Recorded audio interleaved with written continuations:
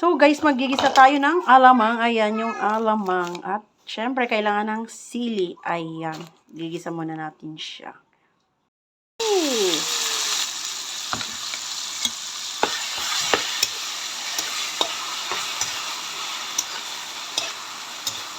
Natin ng suka guys para mas matagal ang buhay ng ating alamang. Ayan. Lagyan natin ng asukal na brown sugar para tumamis ng konti.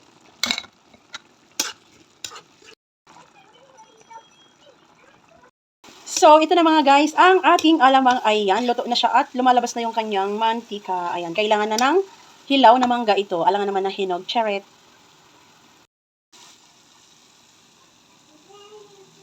At ito na mga guys, charan ang aking ginisang alamang. Ayan. At yung mangga na 50 petot per kilo. Ayan. Matry nga ang aking alamang.